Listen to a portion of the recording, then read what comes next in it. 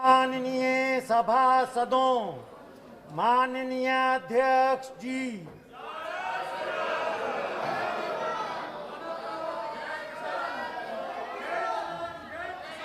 Item number 1 Shrimati Nirmala Sitharaman ji, आप बैठ जाए। माननीय सदस्य प्लीज, माननीय सदस्य प्लीज, प्लीज माननीय सदस्य प्लीज।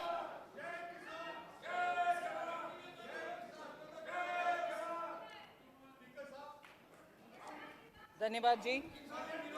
ऑनरेबल आपको स्पीकर, बोलने का मौका दूंगा बजट के बाद। माननीय वित्त मंत्री जी। Honorable Speaker, I present the budget for the year 2021-2022.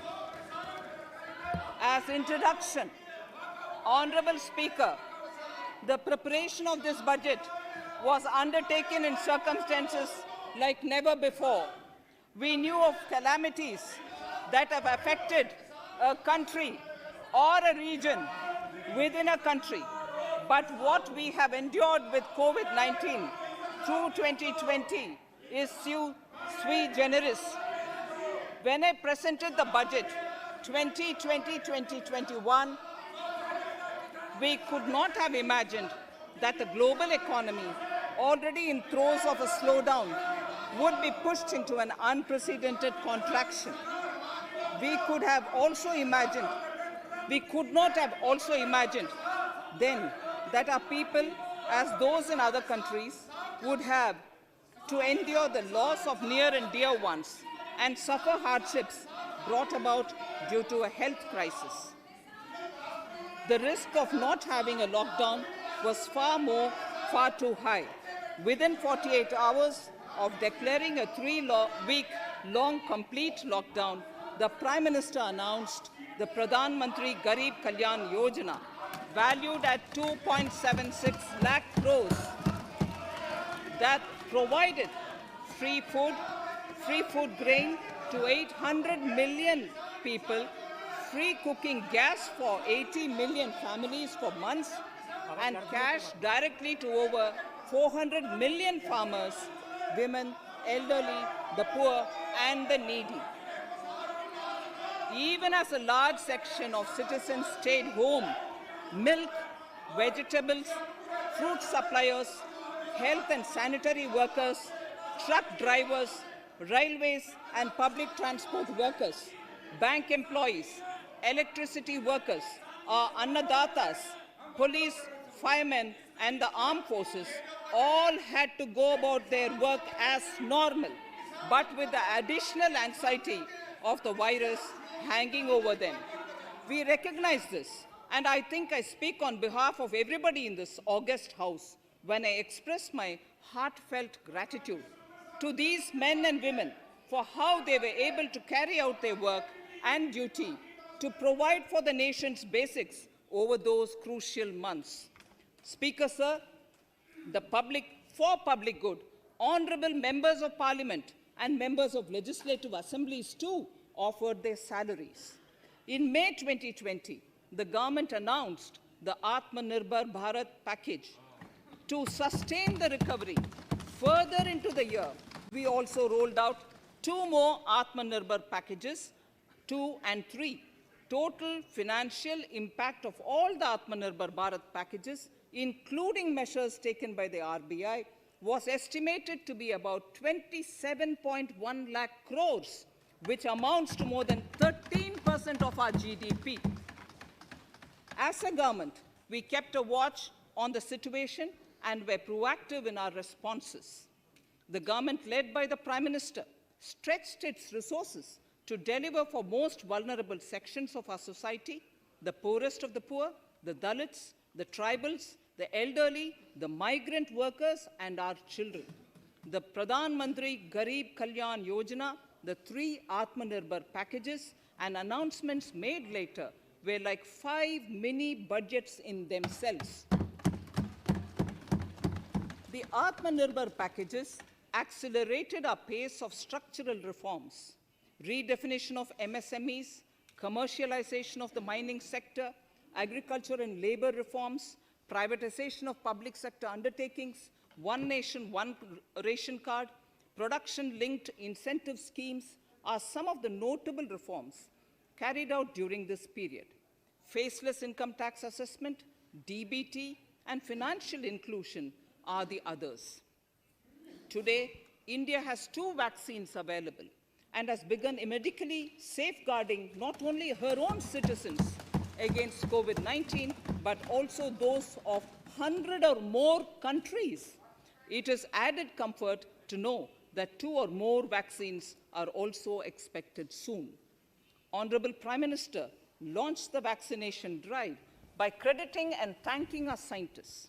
We are ever grateful for the strength and rigor of their efforts. Having said that, we are all reminded time and again that our fight against COVID-19 continues into 2021. Now, just as it happened after the 2 world wars, there are signs that the political, economic, and strategic relations in the post-COVID world are changing. This moment in history is the dawn of a new era, one in which India is well poised to truly be the land of promise and hope. I borrow the words of Rabindranath Tagore.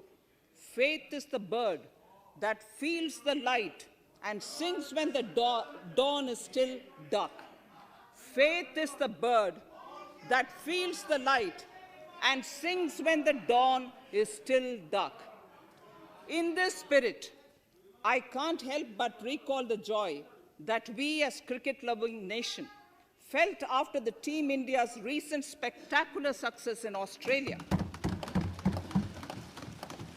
It has reminded us of all the qualities that we as a people, particularly our youth, epitomize of having abundant promise and the unsuppressed thirst to perform and to succeed. Today, data shows that India now has one of the lowest death rate of 112 per million population and one of the lowest active cases of about 130 per million. This has laid the foundation to the revival we are seeing now in the economy. This budget will be the first of this new decade. This budget will also be a digital budget, and that has happened with all your support. So far, only 3 times has a budget followed a contraction in the economy. All such contractions earlier were as a result of situations typical to India. This time, the contraction in our economy is due to a global pandemic, just like in several other countries. Having said that, I want to confidently state that our government is fully prepared to support and facilitate the economy's reset. This budget provides every opportunity for our economy to raise and capture the pace that it needs for a sustainable growth. 2021 is the year of many important milestones for our history. I mention a few of these. It is the 75th year of independence, 60 years of Goa's accession to India, 50 years of the 1971 India-Pakistan War. It will be the year of the 8th census of independent India. It will also be India's turn at the BRICS presidency, the year for our Chandrayaan-3 mission, and the Haridwar Mahakumbh.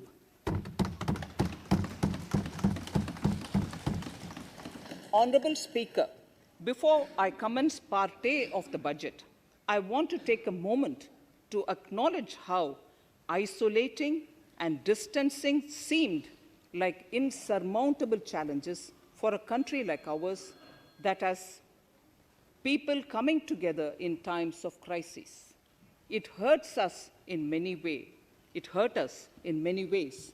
I bow my head in respect to every citizen for the endurance shown in facing what was an undeniably a tough year for all our physical and mental well-being. Part A. In Part A, I wish to lay a vision for Atmanirbhar Bharat. Atmanirbhar Bharat or Atmanirbharta is not a new idea. Ancient India was largely self-reliant and equally a business epicenter of the world. Atmanirbhar Bharat is an expression of the 130 crore Indians who have full confidence in their capabilities and skills. We are already part of international groupings such as the G20 and the BRICS, the Coalition for Disaster Resilient Infrastructure, and the International Solar Alliance are realities today due to India's efforts. The proposals in Part A will further strengthen the sankalp of nation first, doubling farmers' income, strong infrastructure, healthy India, good governance, opportunities for youth, education for all, women empowerment, and inclusive development, among others. Additionally, also on the path to fast implementation are the 13 promises we had made in the budget of 2015-16, which were to materialize during the Amrit Mahotsav of 2022 on the 75th year of our independence. They too resonate with the vision of Atmanirbharta. The budget proposals for 21-22 rest on 6 pillars: health and well-being, physical and financial capital and infrastructure, inclusive development for aspirational India, reinvigorating human capital, innovation and R&D, and as 6th, minimum government and maximum governance. I now move to talking about the first pillar, health and well-being. Even at the outset, I would like to say that the investment on health infrastructure in this budget has increased substantially. Progressively, as institutions absorb more, we shall commit more. Taking a holistic approach to health, we focus on strengthening 3 areas: preventive, curative, and well-being. Health systems. A new centrally sponsored scheme, PM Atmanirbhar Swasth Bharat Yojana, will be launched with an outlay of about 64,180 crores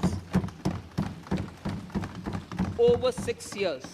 This will develop capacities of primary, secondary, and tertiary care health systems, strengthen existing national institutions, and create new institutions to cater to detection and cure of new and emerging diseases.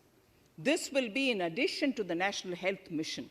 The main interventions under the scheme are support for over 17,000 rural and 11,000 urban health and wellness centers, setting up integrated public health labs in all districts, and 3,382 block public health units in 11 states, establishing critical care hospital blocks in 602 districts and 12 central institutions, strengthening of National Center for Disease Control, its 5 regional branches and 20 metropolitan health surveillance units, expansion of the integrated health information portal to all states and UTs to connect all public health labs, operationalization of 17 new public health units, and strengthening of 33 existing public health units at points of entry, that is, at 32 airports, 11 seaports, and 7 land crossings, setting up of 15 health emergency operation centers and 2 mobile hospitals, and setting up of a National Institution for One Health, a regional research platform for WHO, World Health Organization, Southeast Asia Region Office, 9 biosafety level 3 laboratories, and 4 regional national institutes for virology. Nutrition. To strengthen nutritional content, delivery, outreach, and outcome, we will merge the supplementary nutrition program and the Poshan Abhiyan and launch the Mission Poshan 2.0. We shall adopt an intensified strategy to improve nutritional outcomes across 112 aspirational districts. Universal coverage of water supply.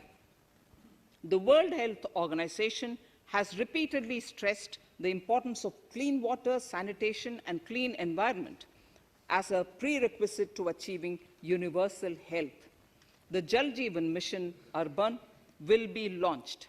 It aims at universal water supply in all 4,378 urban local bodies with 2.86 crores household tap connections as well as liquid waste management in 500 Amrit cities. It will be implemented over 5 years with an outlay of 2,87,000 crores. Swachh Bharat and Swasth Bharat. For further Swachhata of urban India, we intend to focus on complete fecal sludge management and wastewater treatment, source segregation of garbage, reduction in single-use plastic, reduction in air pollution by effectively managing waste from construction and demolition activities, and bioremediation of all legacy dump sites. The Urban Swachh Bharat Mission 2.0 will be implemented with a total financial allocation of 1,41,678 crores over a period of 5 years from 2021. Clean air. To tackle the burgeoning problem of air pollution, I propose to provide an amount of 2,217 crores of rupees for 42 urban centers with a million-plus population in this budget. Scrapping policy. We are separately announcing, Honorable Speaker, a voluntary vehicle scrapping policy to phase out old and unfit vehicles. This will help in encouraging fuel-efficient, environment-friendly vehicles, thereby reducing vehicular pollution and oil import bills. Vehicles would undergo fitness tests in automated fitness centers after 20 years in case of personal vehicles and after 15 years in case of commercial vehicles. Details of the scheme will be separately shared by the ministry. Vaccines. The pneumococcal vaccine, a made-in-India product, is presently limited to only 5 states. It will be rolled out across the country. This will avert more than 50,000 child deaths annually. Honorable Speaker, I have provided 35,000 crores of rupees for COVID-19 vaccine in this year 21-22. I am committed to provide further funds if required. So the budget outlay for health and well-being is 2,23,846 crores in this BE 21-22, as against the BE of only 94,452 crores, and it marks an increase of 137%. The details of the same are at Annexure 1 of the speech. Honorable Speaker, I now move to the second pillar, physical and financial capital and infrastructure. Atmanirbhar Bharat, production-linked incentive schemes are things which I would like to place an emphasis. For a $5 trillion economy, our manufacturing sector has to grow in double digits on a sustained basis. Our manufacturing companies need to become an integral part of global supply chains, possess core competence and cutting-edge technology.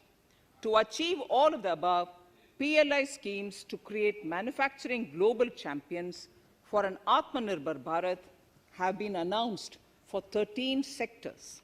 For this, the government has committed nearly 1.97 lakh crores over 5 years starting this financial year. This initiative will help bring scale and size in key sectors, create and nurture global champions, and provide jobs to our youth. Textiles. To enable the textile industry to become globally competitive, attract large investments, and boost employment generation, a scheme of Mega Investment Textiles Park will be launched in addition to the PLI schemes. This will create world-class infrastructure with plug-and-play facilities to create global champions in exports.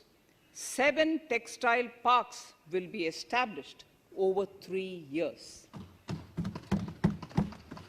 Infrastructure. The National Infrastructure Pipeline, which I announced in December 2019, is the first of its kind.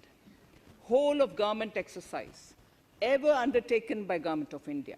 The NIP was launched with 6,835 projects. The project pipeline has now expanded to 7,400 projects. Around 217 projects worth rupees 1.10 lakh crores under some key infrastructure ministries have been completed. The NIP is a specific target which this government is committed to achieving over the coming years. It will require a major increase in funding from both the government and the financial sector. In this budget, I propose to take concrete steps to do this in 3 ways. Firstly, by creating the institutional structures. Secondly, by a big thrust on monetizing assets.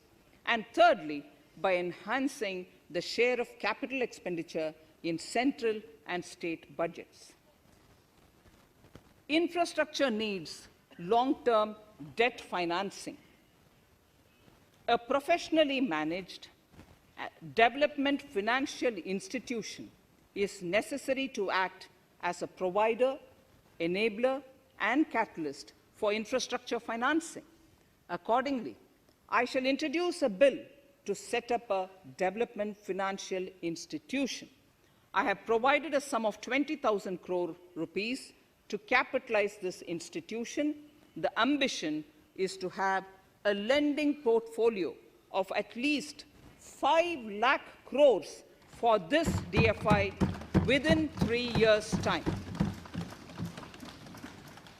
Debt financing of InvITs and REITs by foreign portfolio investors will be enabled by making suitable amendments in the relevant legislations.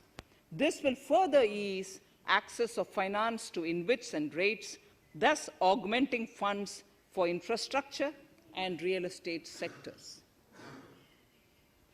Asset monetization. Monetizing operating public infrastructure. Monetizing operating public infrastructure assets is a very important financing option for new infrastructure construction. A national monetization pipeline of potential brownfield infrastructure assets will be launched. An asset monetization dashboard will also be created for tracking the progress and to provide visibility to investors. Some important measures in the direction of monetization are National Highways Authority of India and the PGCIL each have sponsored one InvIT that will attract international and institutional investors. 5 operational roads with an estimated enterprise value of 5,000 crores of rupees are being transferred to the NHAI InvIT. Similarly, transmission assets of value 7,000 crores will be transferred to the PGCIL InvIT. Railways will monetize dedicated freight corridor assets for operations and maintenance after commissioning. A next lot of airports will be monetized for operations and management concessions. Other core infrastructure assets that will be rolled out under the asset monetization programs are NHAI operational toll roads, 2 transmission assets of PGCL, 3 oil and gas pipelines of GAIL, Gas Authority of India Limited, IOCL and HPCL, Airports Authority of India airports in Tier 2 and 3 cities, other railway infrastructure assets, warehousing assets of CPSE, such as the Central Warehousing Corporation and NAFED, among others, and sports stadiums. Sharp increase in capital budget. In the BE 2020-21, we had provided for 4.12 lakh crores for capital expenditure. It was our effort that in spite of resource crunch, we should spend more on capital, and we are likely to end this year at around 4.39 lakh crores, which I have provided in the RE of 2020-2021. For 21-22, I propose a sharp increase in capital expenditure and thus have provided 5.54 lakh crores, which is 34.5% more than the BE of 2020-2021. Of this, I have kept a sum of more than 44,000 crores in the budget head of the Department of Economic Affairs to be provided for projects, programs, or departments that show good progress in capital expenditure and are in need of further funds.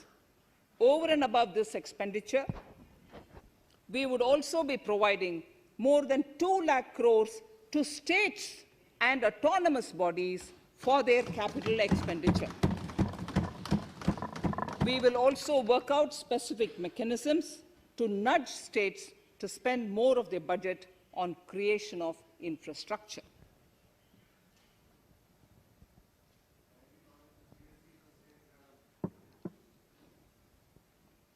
Roads and highways infrastructure. More than 13,000 kilometer length of roads at a cost of 3.3 lakh crores has already been awarded under the 5.35 lakh crores Bharatmala Pariyojana project, of which 3,800 kilometers have been constructed. By March 2022, we would be awarding another 8,500 kilometers and complete an additional 11,000 kilometers of national highway corridors. To further augment road infrastructure, more economic corridors are also being planned. Some are 3,500 kilometers of national highway works in the state of Tamil Nadu at an investment of 1.03 lakh crores. These include Madurai-Kollam corridor, Chittoor-Tachur corridor, and construction will start next year. Second, 1,100 kilometers of national highway works in the state of Kerala at an investment of 65,000 crores, including 600 kilometer section of Mumbai-Kanyakumari corridor in Kerala. Third, 675 kilometers of highway works in the state of West Bengal at a cost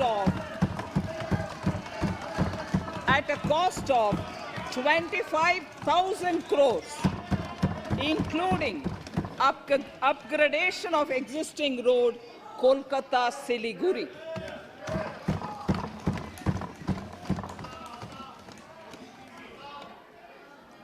National highway works of around 19,000 crores are currently in progress in the state of Assam.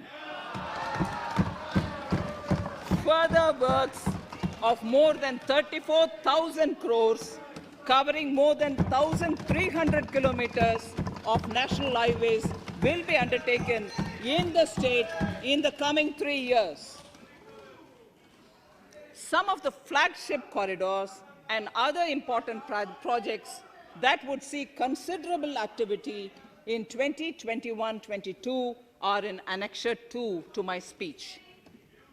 I am also providing an enhanced outlay of 1,18,101 crores, 1,18,101 crores for Ministry of Road Transport and Highways, of which 1,08,230 crores is for capital, the highest ever provided. Railway infrastructure. Honorable Speaker, sir, Indian Railways have prepared a National Rail Plan for India 2030. The plan is to create a future-ready railway system by 2030, bringing down the logistic costs for an industry is at the core of our strategy to enable Make in India. It is expected that Western Dedicated Freight Corridor and Eastern Dedicated Freight Corridor will be commissioned by June 2022. The following additional initiatives are also proposed. The Sonnagar-Gomo sections, 263 kilometers of Eastern Dedicated Freight Corridor will be taken up in PPP mode in this year itself. Gomo-Dankuni section of 274.3 kilometers will be also taken up shortly in short succession. We will undertake future dedicated freight corridor projects, namely East Coast Corridor from Kharagpur to Vijayawada, East-West Corridor from Bhusaval to Kharagpur to Dankuni, and North-South Corridor from Itarsi to Vijayawada. Detailed project reports will be undertaken in the first phase. Broad gauge route kilometers, RKM as they refer to, electrified is expected to reach 46,000 kilometers, 46,000 RKMs. That is 72% by end of 2021 from 41,548 RKMs on 1st October 2020. 100% electrification of broad gauge routes will be completed by December 2023. For passenger convenience and safety, the following measures are being proposed. We will introduce the aesthetically designed Vista Dome LHB coach on tourist routes to give better travel experience to passengers. The safety measures undertaken in the past few years have borne results. To further strengthen this effort, high-density network and highly utilized network routes of Indian Railways will be provided with an indigenously developed automatic train protection system that eliminates train collision due to human error. I am providing a record sum of 1,10,055 crores for railways, of which 1,07,100 crores is for capital expenditure only. Urban infrastructure. We will work towards raising the share of public transport in urban areas through expansion of metro rail networks and augmentation of city bus services. A new scheme will be launched at a cost of 18,000 crores to support augmentation of public bus transport services. The scheme will facilitate deployment of innovative PPP models to enable private sector players to finance, to acquire, to operate, and to maintain over 20,000 buses. The scheme will boost the automobile sector, provide fillip to economic growth, create employment opportunities for our youth, and enhance ease of mobility for urban residents. A total of 702 kilometers of conventional metro is operational, and another 1,016 kilometers of metro and RRTS is under construction in 27 cities.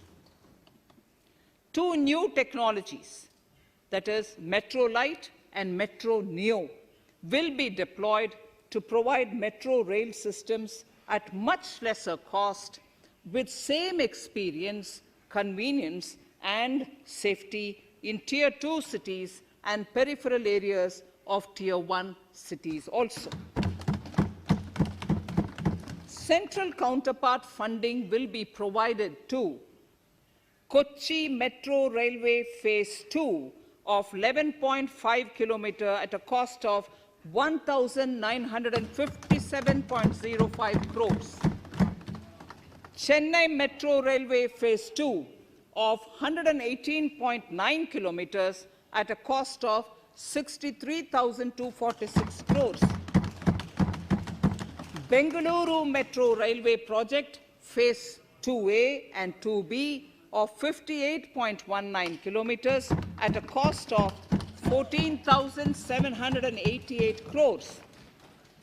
Nagpur Metro Rail Project Phase 2 and Nashik Metro at a cost of 5,976 crores and 2,092 crores respectively.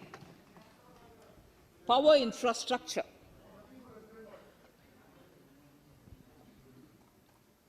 The past 6 years have seen a number of reforms and achievements in power sector. We have added 139 gigawatts of installed capacity, connected an additional 2.8 crore households, and added 1.41 lakh circuit kilometers of transmission lines.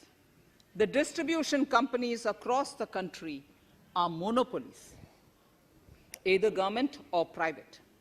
There is a need to provide choice to the consumers by promoting competition. A framework will be put in place to give consumers alternatives to choose from among more than one distribution companies. I read that sentence again. A framework will be put in place to give consumers alternatives to choose from among more than one distribution company. The viability of distribution companies is a serious concern.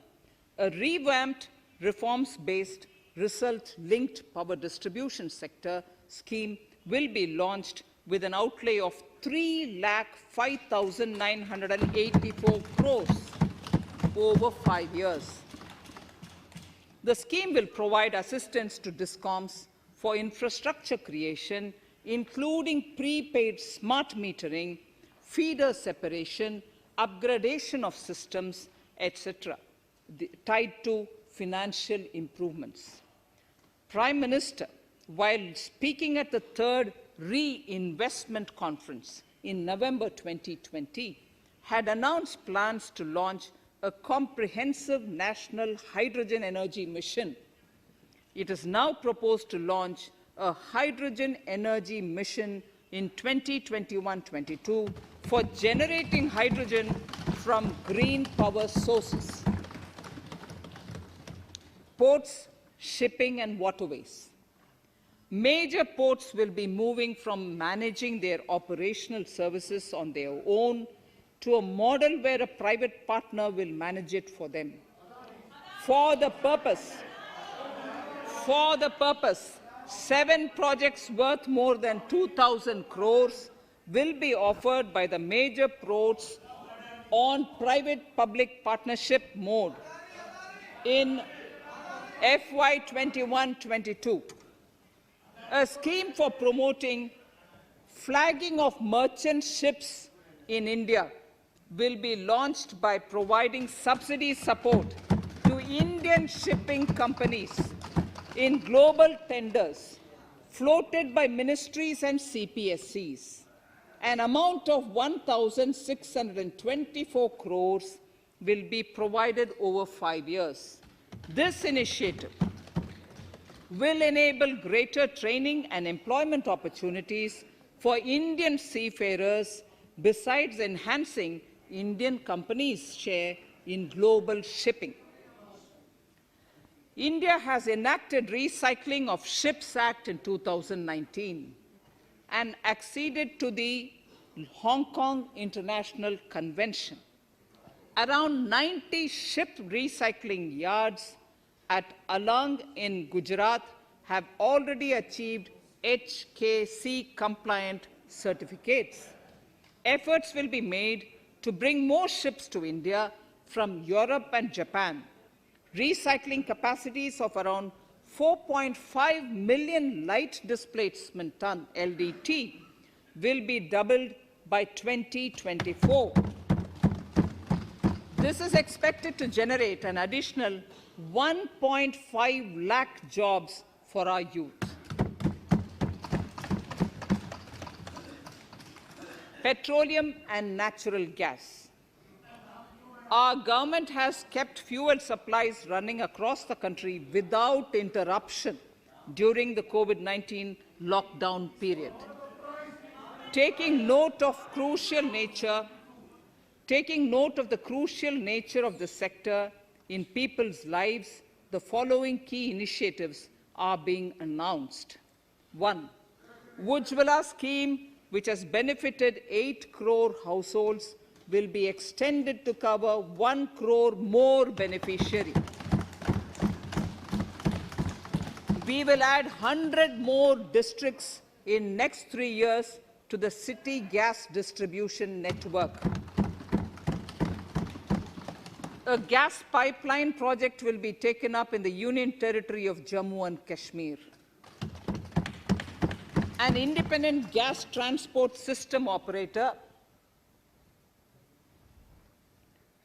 will be set up for facilitation and coordination of booking of common carrier capacity in all natural gas pipelines on a non-discriminatory open access basis.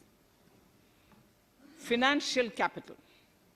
I propose to consolidate the provisions of the SEBI Act 1992, Depositories Act 1996, Securities Contracts Regulation Act 1956, and Government Securities Act 2007 into a rationalized single Securities Markets Code. The government would support the development of a world-class fintech hub at the GIFT IFSC. To instill confidence amongst the participants in corporate bond market during times of stress and to generally enhance secondary market liquidity, it is proposed to create a permanent institutional framework. The proposed body would purchase investment-grade debt securities both in the stressed and normal times and help in the development of the bond market. In the budget 2018-19, government had announced its intent to establish a system of regulated gold exchanges in the country.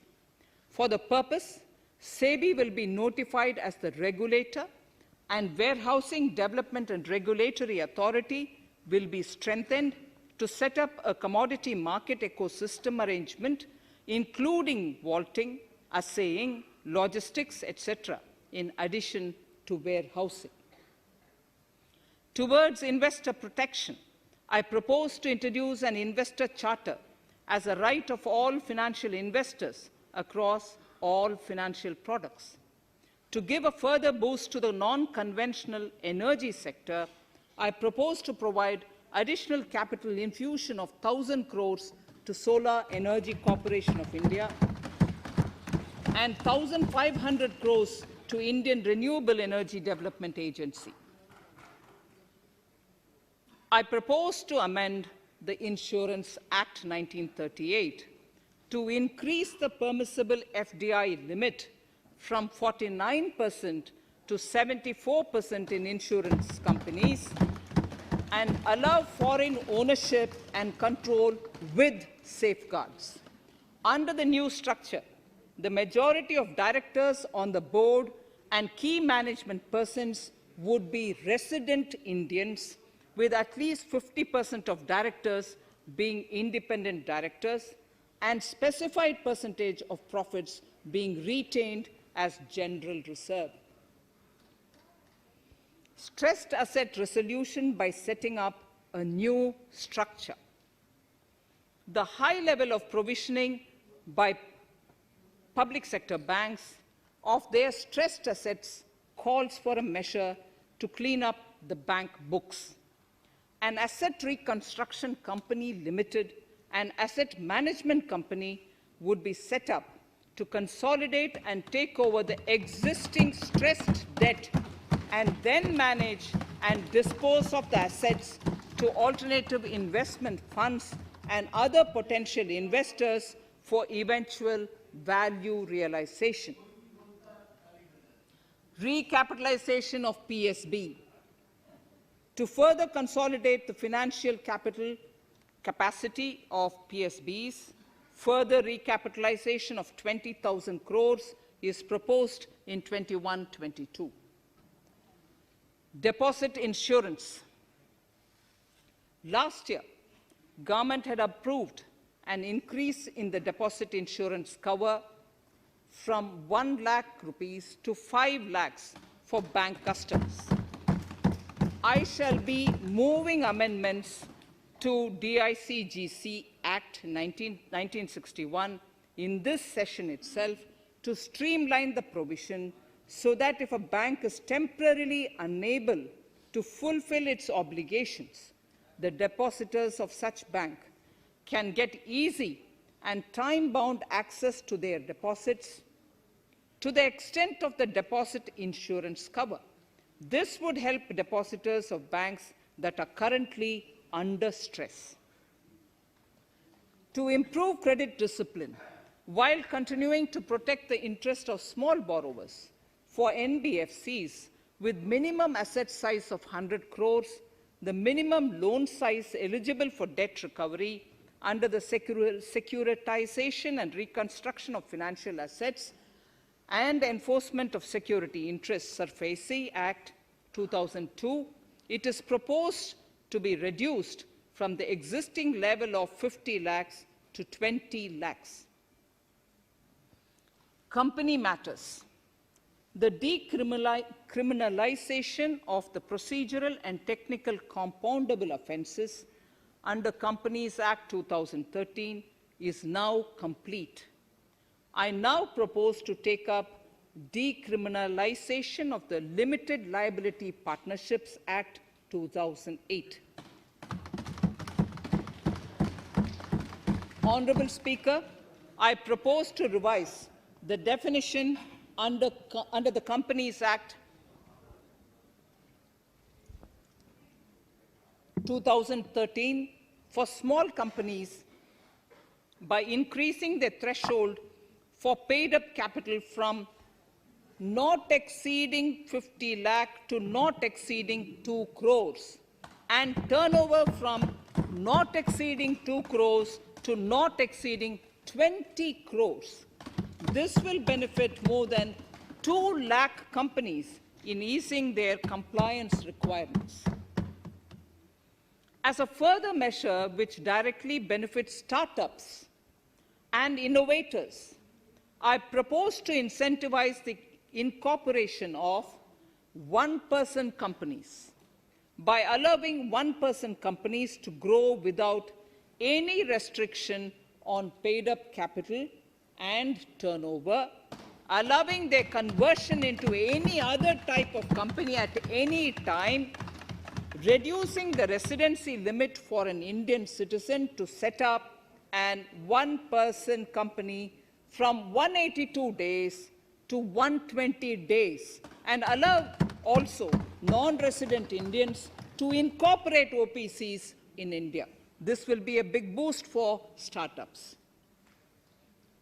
To ensure faster resolution of cases, the NCLT framework will be strengthened, e-court system shall be implemented, and alternate methods of debt resolution and special framework for MSMEs shall be introduced.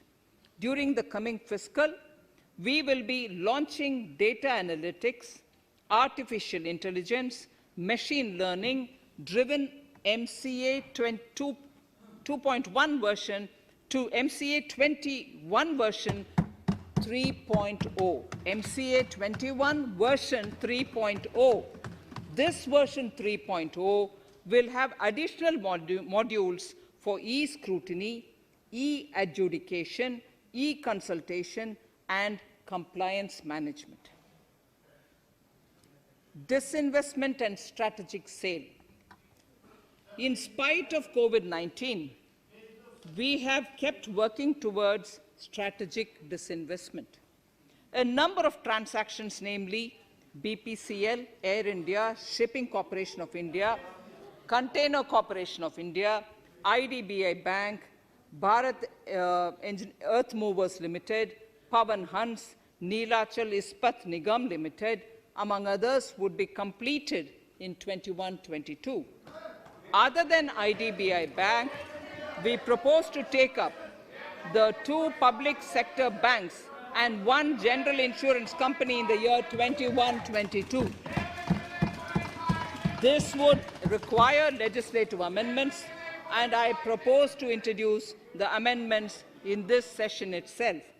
In 21-22, we would also bring the IPO of LIC, for which I am bringing the requisite amendments in this session itself. In the Atmanirbhar package, I had announced that we will come out with a policy of strategic disinvestment of public sector enterprises.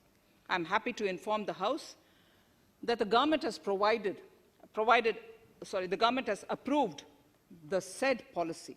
The policy provides a clear roadmap for disinvestment in all non-strategic and strategic sectors. We have kept 4 areas that are strategic, where bare minimum CPSEs will be maintained and rest privatized. In the remaining sectors of all CPSEs will be privatized. The main highlights of the policy are mentioned in Annexure 3. To fast forward the disinvestment policy, I'm asking NITI to work out on the next list of centre public sector companies that would be taken up for strategic disinvestment. To similarly incentivize states to take to disinvestment of their public sector companies, we will work out an incentive package of central funds to states. Idle assets will not contribute to Atmanirbhar Bharat. The non-core assets largely consist of surplus land with government ministries and departments and public sector enterprises.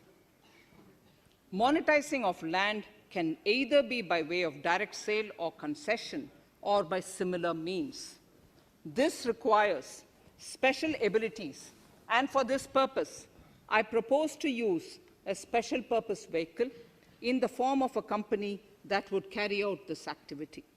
In order to ensure timely completion of closure of sick or loss-making CPSEs, we will introduce a revised mechanism that will ensure timely closure of such units. I have estimated 1,75,000 crores as receipts from disinvestment in BE 21-22.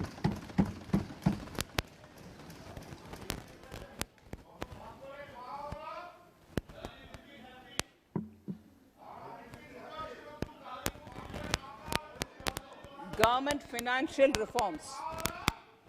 Under the Treasury single account, the TSA system, autonomous bodies directly draw funds from the government's account at the time of actual expenditure, saving interest costs. We will extend the TSA system for universal application from 21-22. On the recommendation of the 15th Finance Commission, we have undertaken a detailed exercise to rationalize and bring down the number of centrally sponsored schemes. This will enable consolidation of outlays for better impact. The government is committed to the development of multi-state cooperatives and will provide all support to them.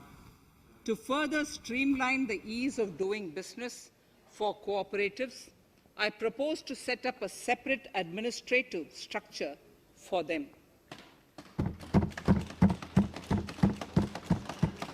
So the third pillar of Atmanirbhar Bharat, inclusive development for aspirational India. Honorable Speaker, sir, under this pillar, I will cover agriculture and allied sectors, farmers' welfare and rural India, migrant workers and labor, and financial inclusion. Agriculture. Our government is committed to the welfare of farmers. The MSP regime has undergone a sea change to assure price that is at least 1.5 times the cost of production across all commodities.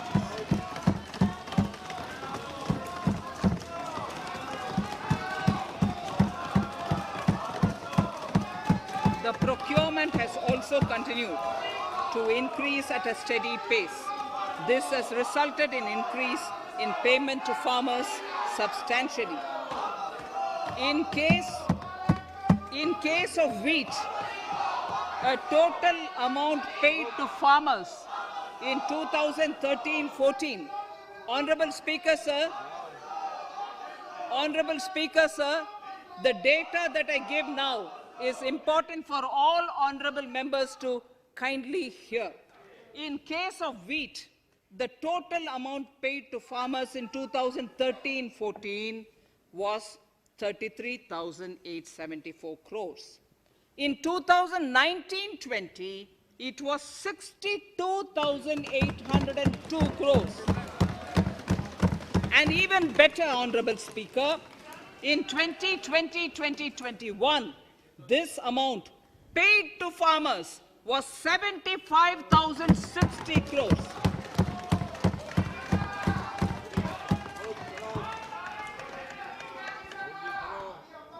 Honorable Speaker, again an important fact, the number of wheat growing farmers that were benefited increased in 2020-21 to 43.36 lakhs compared to 35.57 lakhs in 2019-20.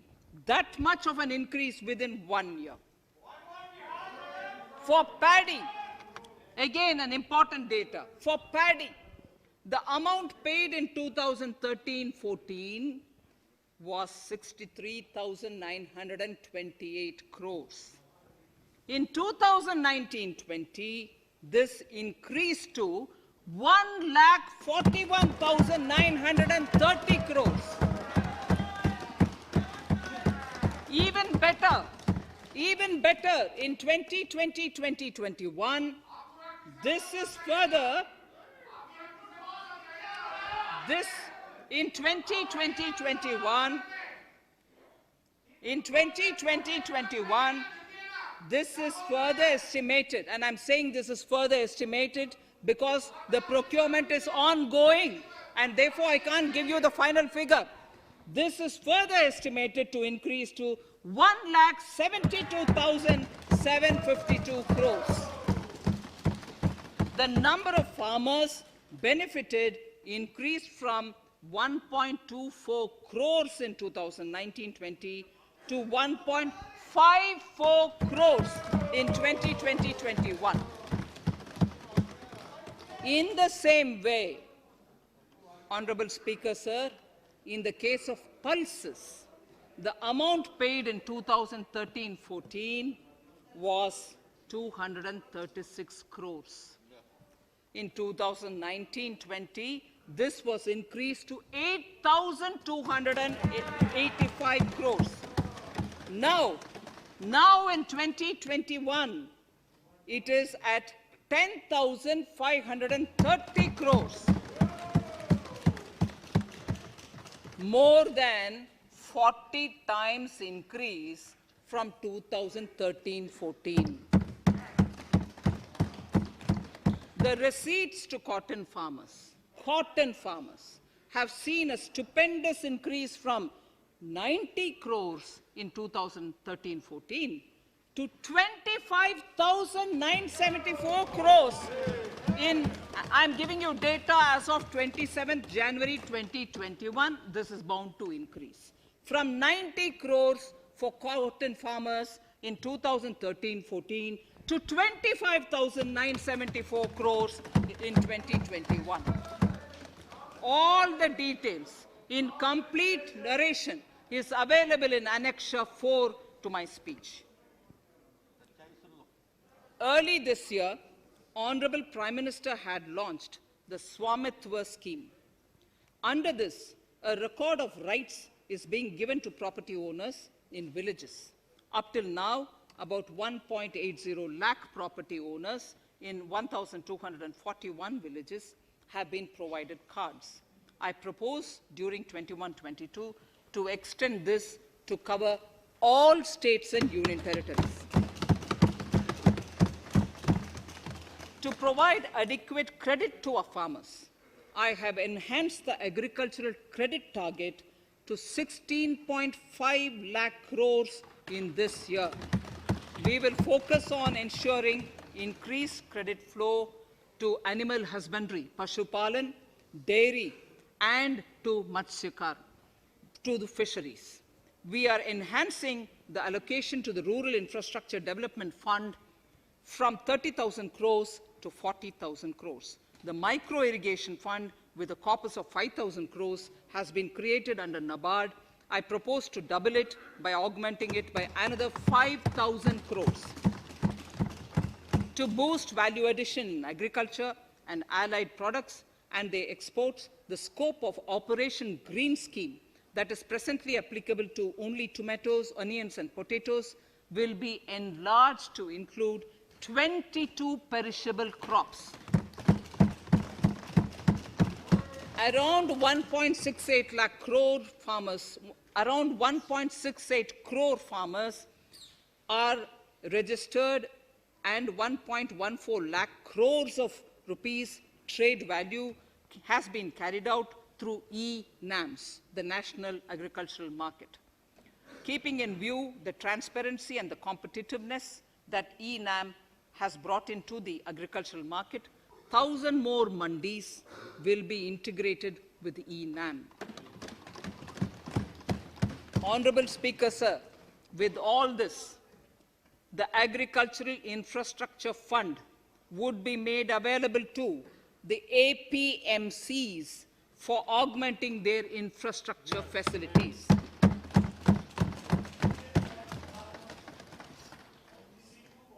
Fisheries.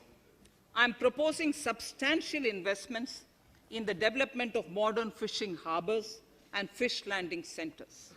To start with, 5 major fishing harbors, Kochi, Chennai, Visakhapatnam, Paradip, and Petua Ghat, will be developed as hubs for economic activity. We will also develop inland fishing harbors and fish landing centers along the banks of rivers and waterways. Seaweed farming is an emerging sector with potential to transform the lives of coastal communities. It will provide large-scale employment and additional incomes. To promote seaweed farming and cultivation, I propose a multi-purpose seaweed park to be established in Tamil Nadu. Migrant workers and laborers. We have launched the One Nation, One Ration Card scheme, through which beneficiaries can claim their rations anywhere in the country. Migrant workers in particular benefit from the scheme. Those staying away from their families can partially claim their ration where they are stationed, while their family in their native places can claim the rest. I'm happy to inform you that One Nation, One Ration Card plan is under implementation by 32 states and union territories, reaching about 69 crore beneficiaries. That's a total of 86% beneficiaries covered. The remaining 4 states and UTs will be integrated in the next few months. To further extend our efforts towards the unorganized labor force, migrant workers in particular, I propose to launch a portal that will collect relevant information on gig workers, building and construction workers, among others. This will help formulate health, housing, skill, insurance credit, and food schemes for all migrant workers. We will conclude a process that began 20 years ago with the implementation of the 4 labor codes.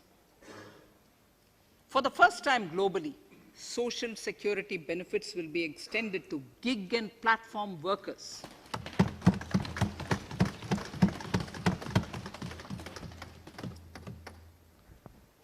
Minimum wages will apply to all categories of workers, and they will all be covered by the Employees State Insurance Corporation. Women will be allowed to work in all categories and also in the night shifts with adequate protection. At the same time, compliance burden on employers will be reduced with a single registration and licensing and online returns. Financial inclusion. To further facilitate credit flow under the scheme of Stand Up India for the scheduled castes and scheduled tribes and also women, I propose to reduce the margin money requirement from 25% to 15% only, and to also include loans for activities in allied sectors, in allied activities in agriculture. We have taken a number of steps to support the MSME sector. In this budget, I have provided 15,700 crores to this sector, more than double of the last year's B. Honorable Speaker, sir, I now go to the 4th pillar, reinvigorating human capital. The national education policy announced recently has had good reception. In school education, more than 15,000 schools will be qualitatively strengthened to include all components of the national education policy.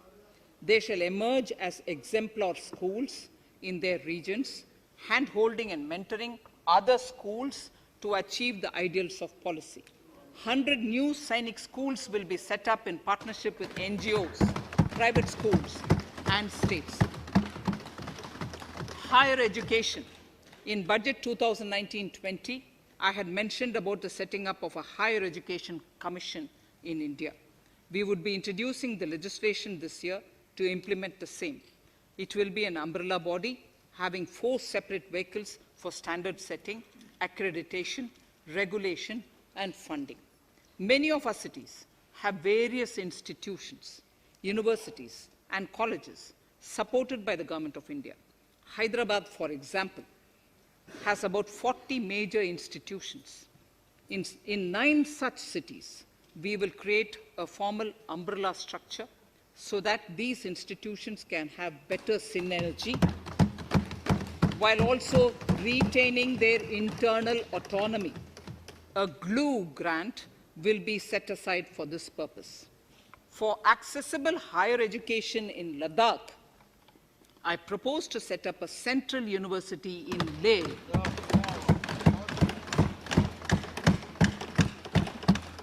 The other important projects to be taken up as a part of the NEP are listed in Annexure 5.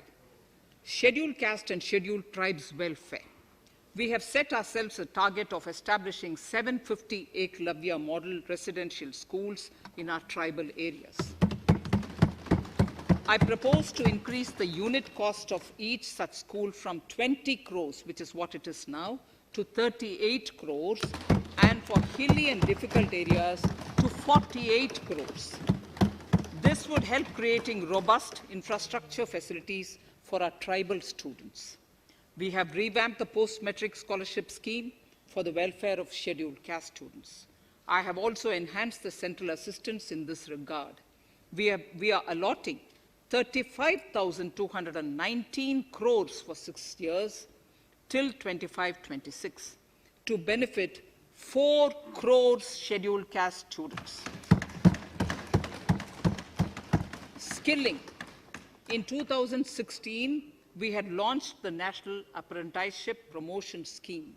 The government proposes to amend the Apprenticeship Act with a view to further enhancing apprenticeship opportunities for our youth. We will realign the existing scheme of National Apprenticeship Training Scheme for providing post-education apprenticeship training of graduates and diploma holders in engineering. Over 3,000 crores will be provided for this purpose. An initiative is underway, Honorable Speaker, in partnership with the United Arab Emirates to benchmark skill qualifications, assessment, and certification, accompanied by the deployment of certified workforce.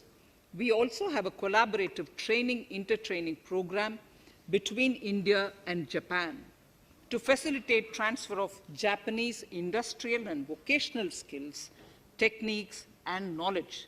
We will take forward this initiative with many more countries also.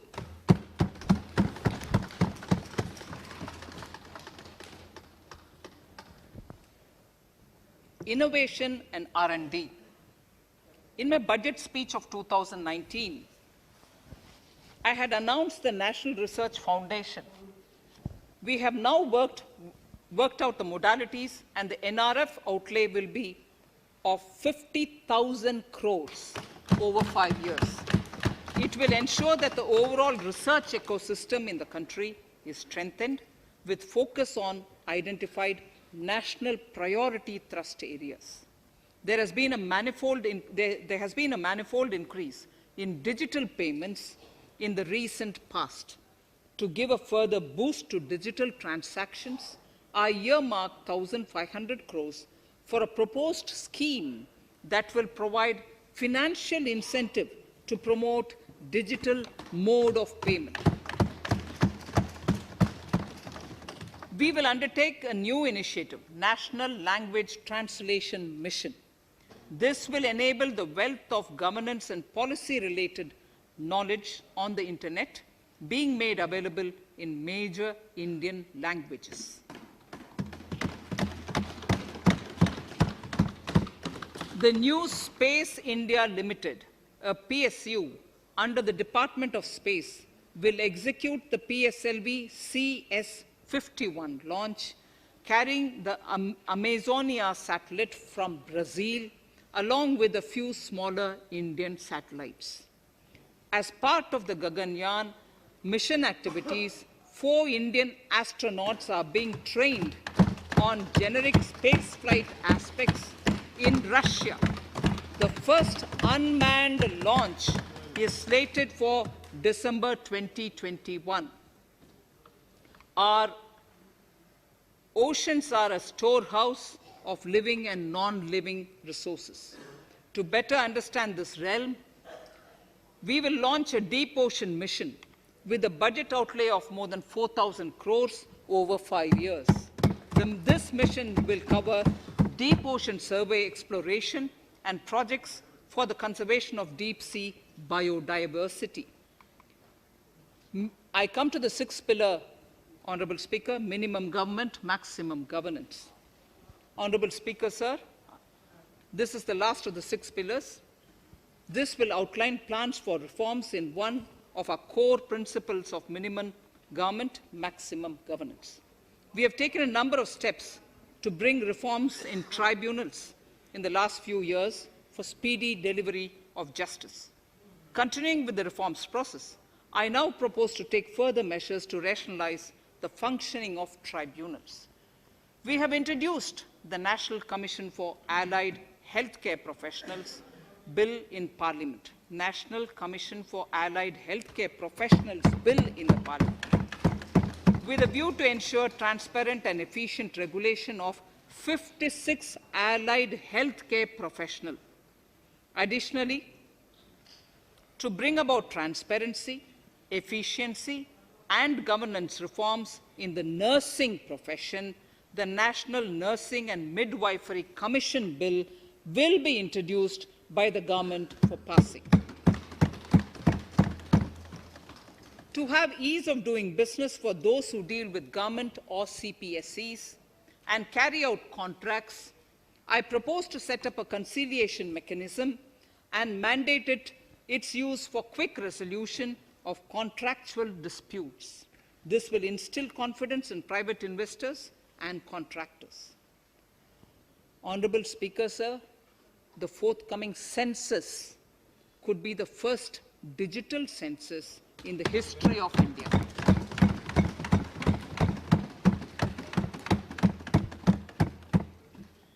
For this monumental milestone marking task, I have allocated 3,768 crores in this year, 21-22. Honorable Speaker, Goa is celebrating the Diamond Jubilee year of the state's liberation from Portuguese rule. From the Government of India's side, I propose to grant 300 crores to the Government of Goa for the celebrations. I propose to provide 1,000 crores for the welfare of tea workers, especially women and children in Assam and West Bengal. A special scheme will be devised for the same.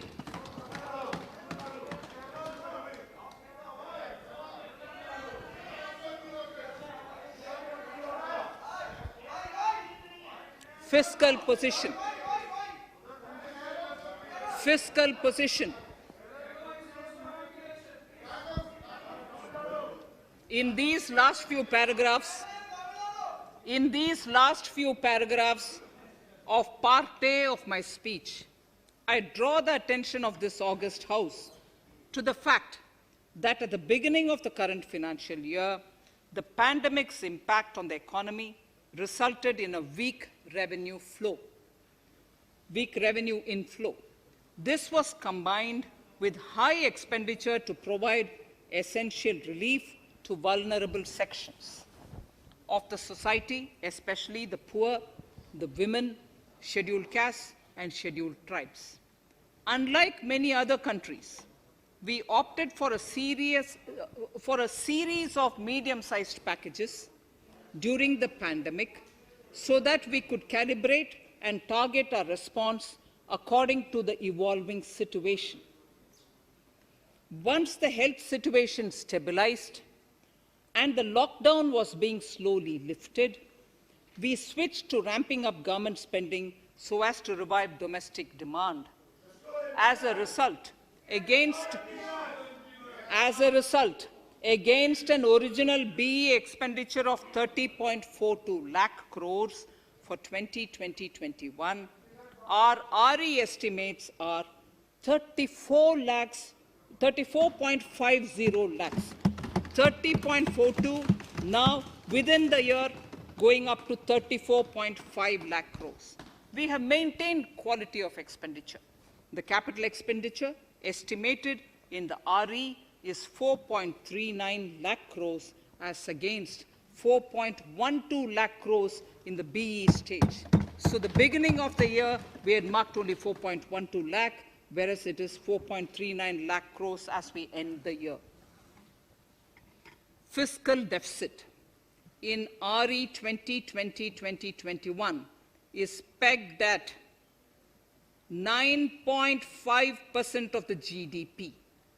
Fiscal deficit in RE 2020-2021 is pegged at 9.5% of GDP. We have funded this through government borrowings, multilateral borrowings, small saving funds, and short-term borrowings. We would need another 80,000 crores, for which we would be approaching the market in these 2 months. We would be needing another 80,000 crores, for which we would be approaching the markets in these 2 months. To ensure that the economy is given the required push, our BE estimates for expenditure in 21-22 are 34.5 83 lakh crores. This includes 5.54 lakh crores as capital expenditure, an increase of 34.5% over the BE figure of 2020-2021. The fiscal deficit in BE 21-22 is estimated to be 6.8% of the GDP. The gross borrowing from the market for the next year would be around 12 lakh crores. We plan to continue with our path of fiscal consolidation and intend to reach the fiscal deficit level below 4.5% of the GDP by 2025-2026, with a fairly steady decline over the period. We hope to achieve the consolidation by first increasing the buoyancy of tax revenue through improved compliance, and secondly, by increased receipts from monetization of assets, including public sector enterprises and land. The Contingency Fund of India is being proposed to be augmented. The Contingency Fund of India is being proposed to be augmented from 500 crores to 30,000 crores through Finance Bill. In accordance with the views of the 15th Finance Commission, we are allowing a normal ceiling of net borrowing for the states at 4% of GSDP for the year 21-22. A portion of this ceiling will be earmarked to be spent on incremental capital expenditure. Additional borrowing ceiling of 0.5% of the GSDP will also be provided, subject to conditions. States will be expected to reach a fiscal deficit of 3% of GSDP by 2023-24, as recommended by the 15th Finance Commission. In the July 2019-20 budget, I introduced the Statement 27 on extra budgetary resources. It disclosed the borrowings of the government agencies that went towards funding Government of India schemes and whose repayment burden was on the government. In my 2020-21 budget, I enhanced the scope and coverage of that statement by including the loans provided by government to the FCI, the Food Corporation of India. Taking a step further in this direction, I propose to discontinue the NSSF loan to FCI for food subsidy, and accordingly, budget provisions have been made in RE 2020-21 and in the BE 2021-22. The extra budgetary resource details are at Annexure 6. We know that the FRBM Act mandates fiscal deficit of 3% of GDP to be achieved by 31st March 2020-2021. The effect of this year's unforeseen and unprecedented circumstances has necessitated the submission of a deviation statement under Sections 4 of Subclause 5 and Section 7, Subclause 3b of the FRBM Act, which I am laying on the table of the House as part of the FRBM documents. Towards achieving central government fiscal deficit along the broad path that I have already indicated, I will be introducing an amendment to the FRBM Act. Honourable Speaker, on the 9th of December 2020, the 15th Finance Commission submitted its final report covering the period 2021 to 2026 to the Rashtrapati Ji. The government has laid the Commission's report along with the explanatory memorandum in the Parliament, retaining the vertical shares of the states at 41%. We recognize our commitment to fiscal federalism and propose, therefore, to adhere to this recommendation. Jammu and Kashmir in the 14th Finance Commission was entitled to get devolution being a state. Now the funds of the UTs of Jammu Kashmir and Ladakh would be provided by the centre. I have also provided on the Commission's recommendation, 1,18,452 crores as revenue deficit grant to 17 states in 21-22, as against 74,340 crores to 14 states in 2020-21. Honourable Speaker, I would now move to Part B of my speech.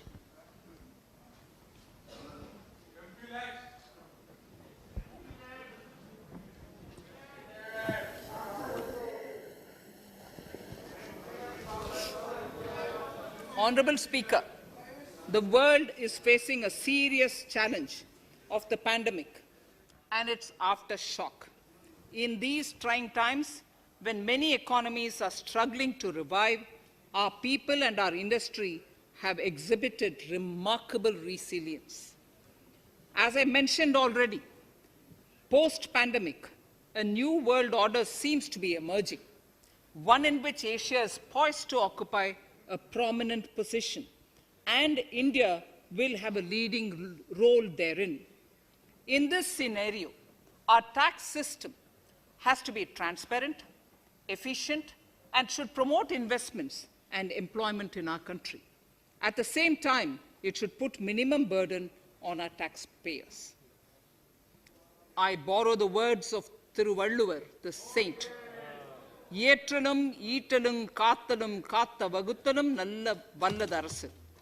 A king or a ruler is the one who creates and acquires wealth, protects and distributes it for common good. Tirukkural. Direct tax proposals. Keeping this in mind, the words of Tirukkural, our government introduced a series of reforms in the direct tax system for the benefit of our taxpayers and economy. Few months prior to the pandemic, in order to attract investments, we slashed our corporate tax rate to make it among the lowest in the world. The dividend distribution tax too was abolished. The burden of taxation on small taxpayers was eased by increasing rebates. In 2020, the return filers saw a dramatic increase to 6.48 crores from 3.31 crores in 2014. In the direct tax administration, we had recently introduced the faceless assessment and faceless appeal. I now seek to take further steps to simplify the tax administration, ease compliance, and reduce litigation. Relief to senior citizens. I begin my direct tax proposals by offering my pranam to our senior citizens. Many of them, despite having foregone several basic necessities of their own, have strived to build our nation. Now, in the 75th year of independence of our country, when we continue our endeavour with renewed vigour, we shall reduce compliance burden on our senior citizens who are 75 years of age and above. For senior citizens who only have pension and interest income, I propose exemption from filing their income tax returns.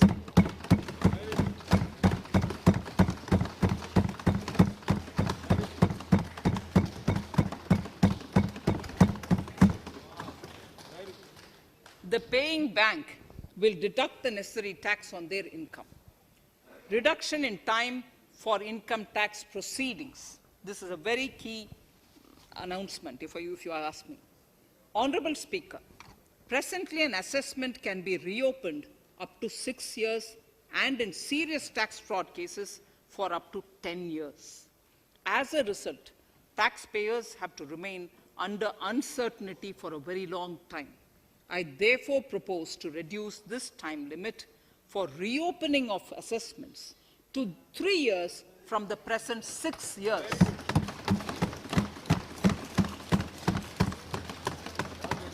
In serious tax evasion cases too, only where there is evidence of concealment of income of 50 lakh or more in a year. In serious tax evasion cases too, only where there is evidence of concealment of income of 50 lakh or more in a year, can the assessment be reopened up to 10 years. Even this reopening can be done only after the approval of the Principal Chief Commissioner, the highest level of Income Tax Department. Setting up the Dispute Resolution Committee. Honorable Speaker, it has been the resolve of this government to reduce litigation, which mars the present taxation system. The government came out with the Direct Taxation Vivad Se Vishwas scheme to give taxpayers an opportunity to settle long-pending disputes and be relieved to further strain on their time and resources. The response from taxpayers has been the best ever, as over 110,000 taxpayers have already opted to settle tax disputes of over 85,000 crores under the scheme. To further reduce litigation for small taxpayers, I propose to constitute a dispute resolution committee for them, which will be faceless to ensure efficiency, transparency, and accountability. Anyone with a taxable income up to 50 lakh and disputed income up to 10 lakh shall be eligible to approach the committee. Faceless IT-AT. For ease of compliance and to reduce discretion, we are committed to make the taxation processes faceless. The government has already introduced faceless assessment and appeal this year. The next level of income tax appeal is the Income Tax Appellate Tribunal. I now propose to make this tribunal faceless. We shall establish a national faceless Income Tax Appellate Tribunal Center. All communication between the tribunal and the appellant shall be electronic. Where personal hearing is needed, it shall be done through video conferencing. Relaxations to NRI. When non-resident Indians return to India, they have issues with respect to their accrued incomes in their foreign retirement accounts. This is usually due to mismatch in taxation period. They also face difficulties in getting credit for Indian taxes in foreign jurisdictions. I propose to notify rules for removing their hardship of double taxation. Exemption from audit. Currently, if your turnover exceeds 1 crore, you have to get your accounts audited. In February 2020 budget, I had increased the limit for tax audit to 5 crores for those who carry out 95% of their transactions digitally. To further incentivize digital transactions and to reduce compliance burden, I propose to increase this limit for tax audit for such persons from 5 crores to 10 crores.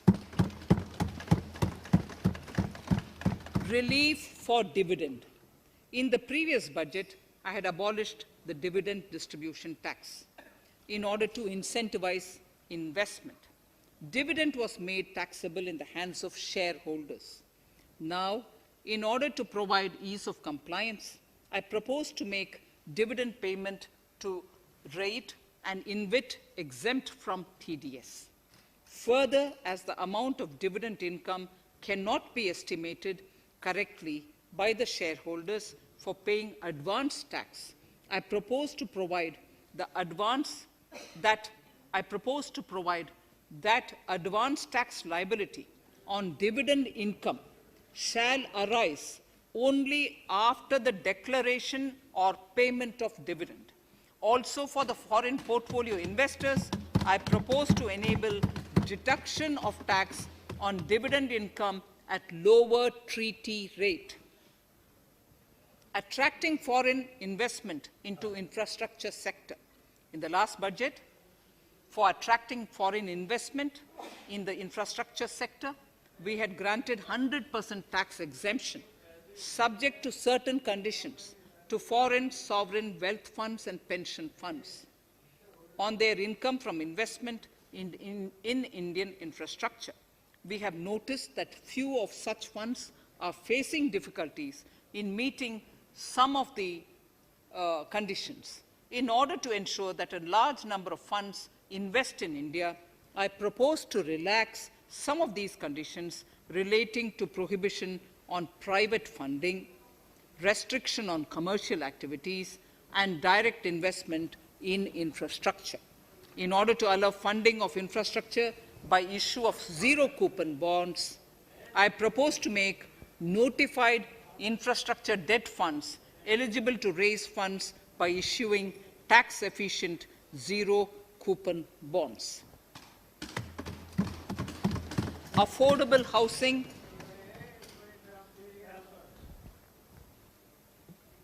Affordable housing and rental housing. This government sees housing for all and affordable housing as priority areas.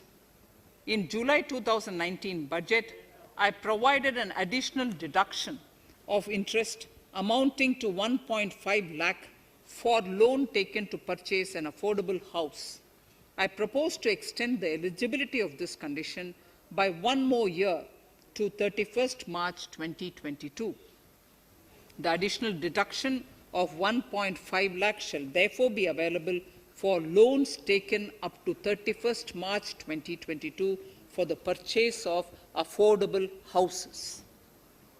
Further, to keep up the supply of affordable houses, I propose that the affordable housing projects can avail a tax holiday for 1 more year till 31st March 2022.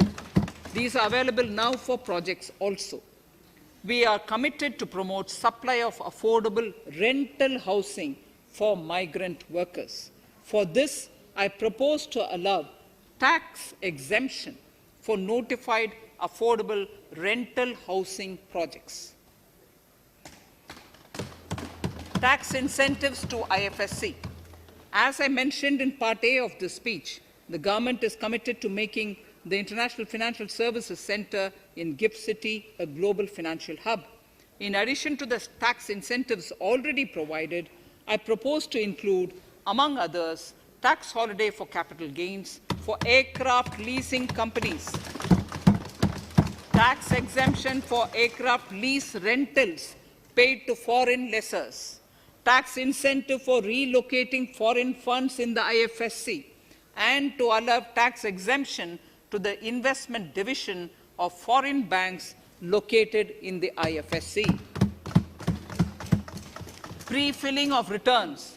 Honorable Speaker, in order to ease compliance for the taxpayer, details of salary income, tax payments, TDS, etc., already come pre-filled in income tax returns.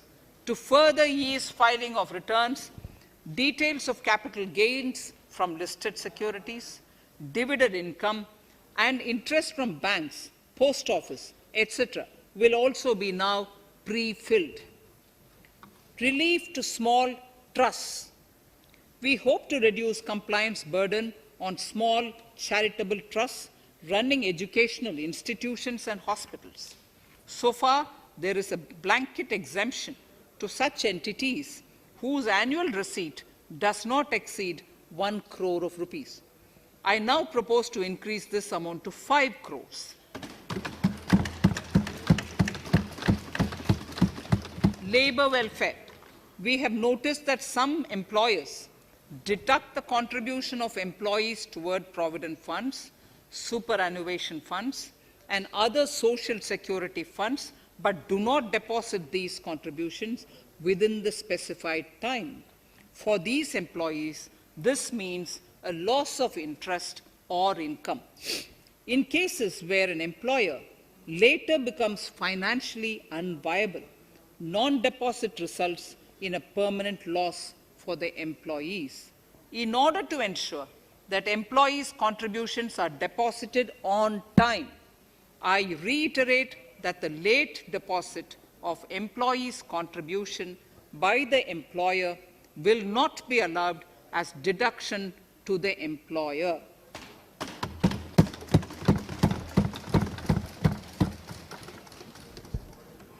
Incentives for startups. In order to incentivize startups in the country, I propose to extend the eligibility for claiming tax holiday for startups by 1 more year, till 31st March 2022. Further, in order to incentivize funding for the startups, I propose to extend the capital gains exemption for investment in startups by 1 more year till 31st March 2022. Sir, I now come to indirect tax proposals. GST. Before I come to my indirect tax proposals, I would like to appraise the House on GST. The GST is now 4 years old, and we have taken several measures to further simplify it. Some of the measures include nil return through SMS, quarterly return and monthly payment for small taxpayers, electronic invoice system, validated input tax statements, pre-filled editable GST return, and staggering of returns filing. The capacity of GST and system has also been enhanced. We have also deployed deep analytics and artificial intelligence to identify tax evaders and fake billers and launched special drives against them. The results speak for themselves. We have made record collections in the last few months. The GST Council has painstakingly thrashed out thorny issues. As chairperson to the Council, I want to assure this House that we shall take every possible measure to smoothen the GST further and to remove anomalies such as inverted duty structure. Custom duty rationalization. Our custom duty policy should have the twin objective of promoting domestic manufacturing and helping India get on to global value chain and export better. The thrust now has to be on easy access to raw materials and exports of value-added products. Towards this, last year, we started overhauling the customs duty structure, eliminating 80 outdated exemptions. I also thank everyone who responded overwhelmingly to a crowdsourcing call for suggestions on this revamp. I now propose to review more than 400 old exemptions this year. I repeat, I now propose to review more than 400 old exemptions this year. We will conduct this through extensive consultations, and from 1st October 2021, we will put in place a revised customs duty structure free of distortions. I also propose that any new customs duty exemptions, therefore, henceforth will have validity up to 31st March, following 2 years from the date of the issue. Electronic and mobile phone industry. Domestic electronic manufacturing has grown rapidly. We are now exporting items like mobiles and chargers. For greater domestic value addition, we are withdrawing a few exemptions on part of chargers and sub-parts of mobiles. Further, some parts of mobiles will move from nil rate to a moderate 2.5%. Iron and steel. MSMEs and other user industries have been severely hit by a recent sharp rise in iron and steel prices. Therefore, we are reducing customs duty uniformly to 7.5% on semis, flats, and long products of non-alloy, alloy, and stainless steels. To provide relief to metal recyclers, mostly MSMEs, I am exempting duty on steel scrap for a period up to 31st March 2022. Further, I am also revoking ADD and CVD on certain steel products. Also, to provide relief to copper recyclers, I am reducing duty on copper scrap from 5% to 2.5%. Textiles. The textile sector generates employment and contributes significantly to the economy. There is a need to rationalize duties on raw material inputs to man-made textiles. We are now bringing nylon chain on par with polyester and other man-made fibers. We are uniformly reducing the BCD rates on caprolactam, nylon chips, nylon fiber, and yarn to 5%. This will help the textile industry, MSMEs, and also overall exports. Chemicals. We have calibrated customs duty rates on chemicals to encourage domestic value addition and to remove inversions. Apart from other items, we are reducing customs duty on naphtha to 2.5% to correct inversion. Gold and silver presently attract a basic customs duty of 12.5%.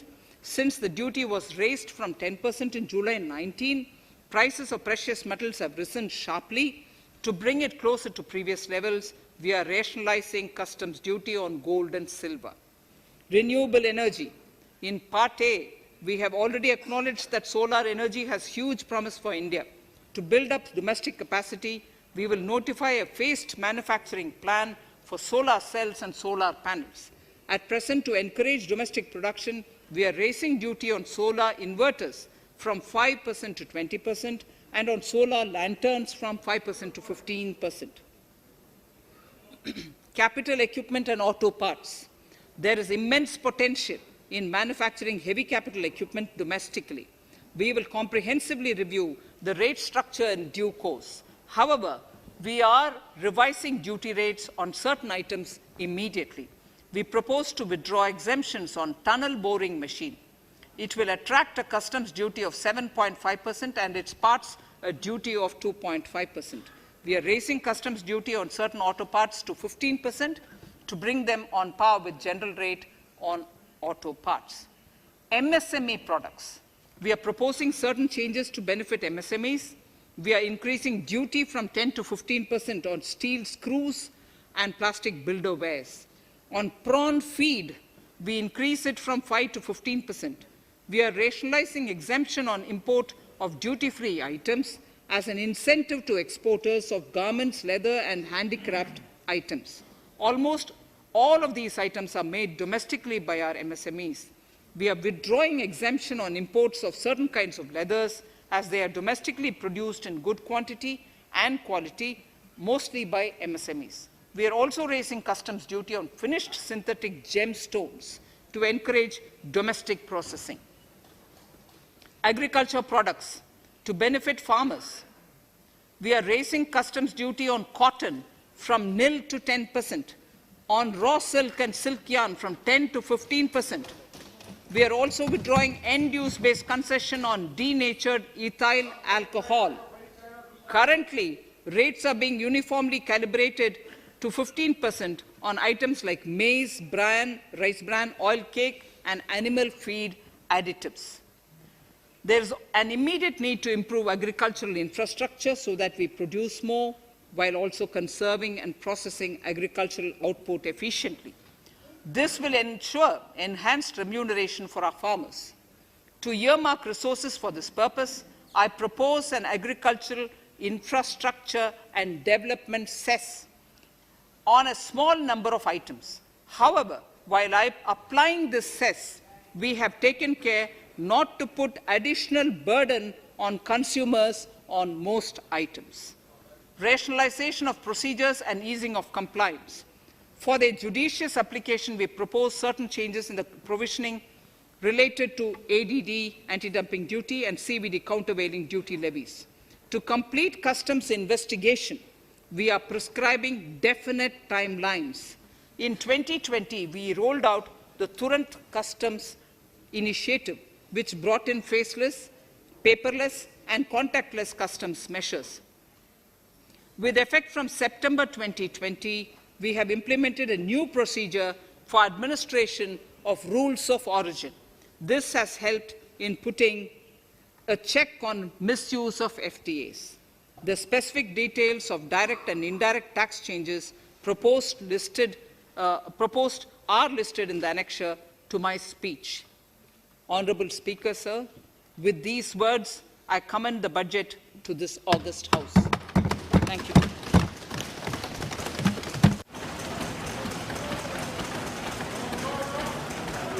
Item number 1, माननीय मंत्री जी, item number 1। Sorry, I don't have it with me. Sir, I wish to place on table the 15th Finance Commission report.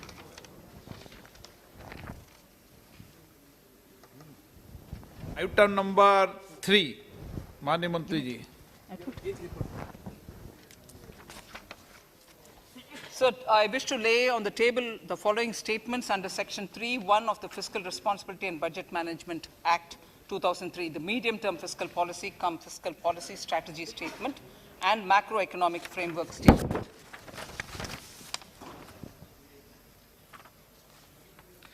Item number 4. So I wish to seek your permission to move for leave to introduce the Finance Bill 2021. प्रश्न ये कि विधेयक को पुनर्स्थापित करने की अनुमति प्रदान की जाए। जो सदस्य इसके पक्ष में हाँ कहें, जो सदस्य इसके विरोध में ना कहें। मेरे विचार में निर्णय हाँ वालों के पक्ष में हुआ, हाँ वालों के पक्ष हुआ। माननीय मंत्री जी विधेयक को पुनर्स्थापित करें। श्री प्रहलाद जोशी जी।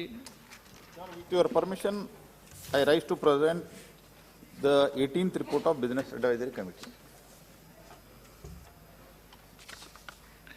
माननीय सदस्यगण, माननीय वित्त मंत्री जी के बजट भाषण की प्रतियां प्रकाशक फलक पर उपलब्ध है। सदस्य अपनी प्रति प्रकाशन फलक से प्राप्त कर सकते हैं। माननीय सदस्यगण, जैसा कि आपको समाचार 2 के माध्यम से पहले सूचित किया जा चुका है कि बजट की प्रतियां आपको मेंबर्स पोर्टल के माध्यम से उपलब्ध कराई जा रही है। सभा की कार्रवाई मंगलवार दिनांक 2 फरवरी 2021 को दोपहर 4 बजे तक के लिए स्थगित की जाती है।